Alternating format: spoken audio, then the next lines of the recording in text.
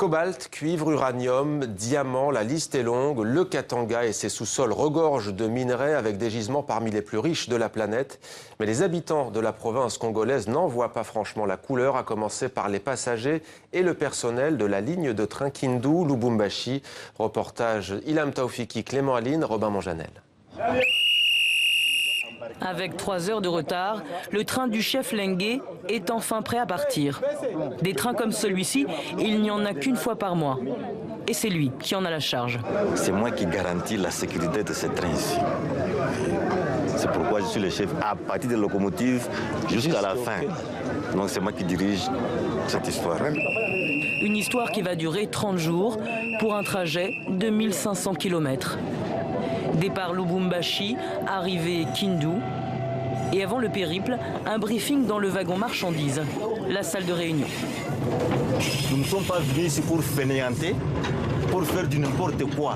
La mission essentielle, c'est renflouer les caisses de la société. Renflouer les caisses de la société, donc. D'autres ici se sentent floués et le font savoir. Les Blancs, venez filmer, regardez. Regardez la couchette ici. Tu vois ça? Une couchette qu'on paye 100 000 francs, 100 $. Une couchette pourrie comme ça. Calmez-vous. Pourquoi vous faites ça? Vous découvrez ça maintenant? Vous nous faites honte. Comment les gens peuvent payer autant d'argent pour des conditions de voyage terribles comme ça? Qu'est-ce qu'on appelle autant d'argent? Seulement 100 000 €. Les conditions sont pas mauvaises? Pas mauvaises, les conditions en première classe. Que dire alors de la seconde? Des usagers qui voyageront des jours et des nuits dans les couloirs, dans des compartiments surchargés. Ici, même les toilettes sont occupées. Nous souffrons. Malgré tout l'argent que nous payons, le trajet de Lubumbashi-Kindu dure 1 mois. Nous voyageons dans des conditions difficiles comme des cochons.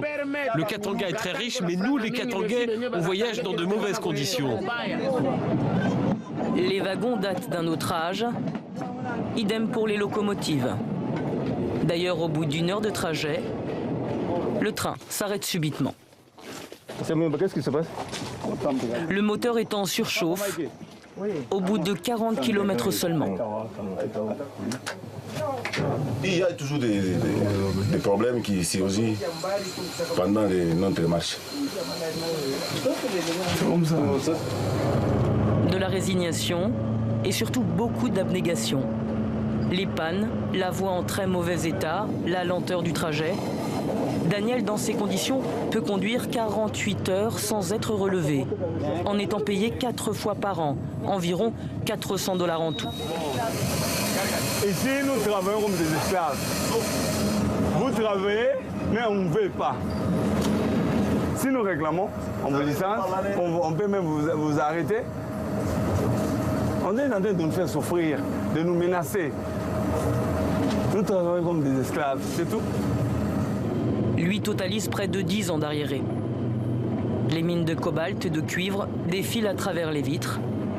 De quoi le rendre encore plus amer. Tous ces minéraux, vous voyez l'argent. Il y a des personnes qui mangent, mais tous les autres laissent comme ça. Nous sommes dans un pays riche au monde. Riche, très riche encore. À 80 km du départ, après 7 heures de route, le train restera immobilisé 2 jours pour réparation. Nous avons tenté de rencontrer le directeur de la Société nationale des chemins de fer à Lubumbashi. Il n'a pas donné suite à nos demandes répétées. Reportage signé Ilham Taoufiki, grand reporter à TV5 Monde, qui nous a rejoint sur le plateau de 64 minutes. Bonsoir Ilham. Bonsoir. Quand on voit votre reportage au Katanga, on se dit que ce train est un condensé au fond de bien des mots de la RDC. Hein. Oui, moi, effectivement, en à peu près 10 ans de reportage sur ce continent, j'avais jamais vu ça. Le Katanga est une région extrêmement riche, vous le disiez, cobalt, uranium, diamant. D'ailleurs, c'est 80% des réserves de cobalt se trouvent au Katanga et pourtant, on ne voit absolument aucune retombée sur les populations locales. Vous pouvez croiser une mine de minerais exploitée par une société étrangère avec des engins dernier cri, puis à côté, rencontrer des enfants déguenillés au ventre rebondi par la malnutrition. C'est pas démagogue ce que je suis en train de vous dire, c'est une réalité assez terrifiante en fait. Alors les infrastructures, vous l'avez vu, sont totalement vétustes. Il y a des routes qui ont été construites d'ailleurs par l'ex-gouverneur Moïse Katumbi, mais elles sont essentiellement destinées à extraire les matières premières vers les pays voisins. Pareil, pour les trains, il y a plus de trains marchandises que de trains passagers. Donc comme disait le machiniste, où va cet argent? Les affaires de corruption, de détournement font souvent la une de journaux ou bien l'objet de rapports comme d'organisations comme Global Witness, d'ailleurs, qui a sorti une enquête sur la question début mars. Pauvreté, corruption, Ilham, une situation terrible que la crise politique qui perdure au Congo-Kinshasa n'arrange pas franchement. Non, c'est vrai, mais il ne faut pas non plus nier les conséquences de la crise économique liée à la chute des cours des matières premières, qui a eu quand même pour conséquence de jeter des milliers de Katangais dans les affres du chômage.